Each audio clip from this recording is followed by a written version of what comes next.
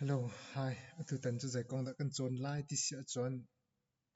hlan leo kan pu pan ha ne hla phun phun an rak ngai ve chu hla o pol chu zai tin da Tuanbia asi zai tin da asak ning asi timi kha tu tan a hen kan vun chong ha la ye i hlan leo kan pi kan pun ha ne hen hla tam pi an rak ngai ve hla o phun tam pi an rak ngai ve i chu an hla o pol chu zai tin da asak ning dan asiti kha tu tan kan vun chong ha la ye i apakhat nak bika tu tan kan chon ding mi chu boikil o timi kha kan vun chong ha la ye kan chon hlan deuh te Tuanbia kan vun zau ta sia chon boikil timi hi mi pa min asi e hla chuang min asi ti kha se i amin tak tak chu mangkem asi e pu le chi atong tham mi asi e kol ron i kan pu pa an rak leo chana hen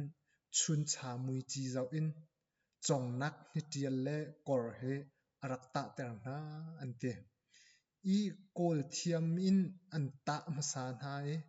chun huwa chun lai thiama ta arak si ante i chuti chun chun nitla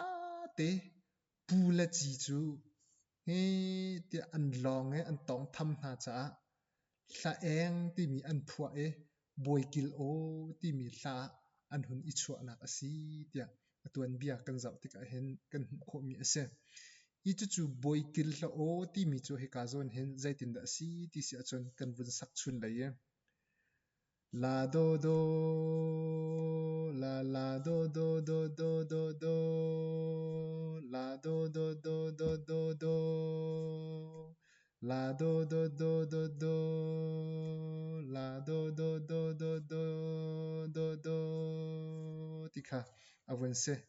i lam nak an vun sak mi chu aran nak an zai da si kan ti sia chan do do do do do do do la do do do do do la do do do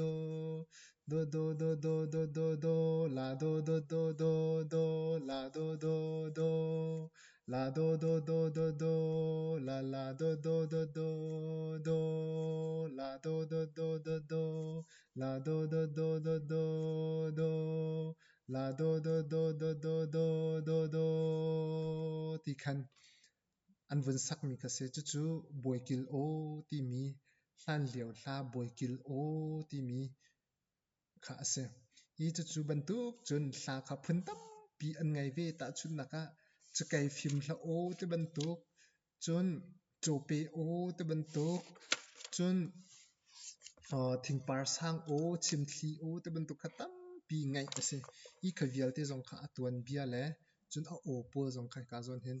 kan nak chim lang mang lai ti kha ka zon ha dong nak bika bun lang ter than ka du mi se i anu video zong akhan kan vun chim than ten ha la ye chu vial cho kan vun shom mi se lo chun tha mong tha di bye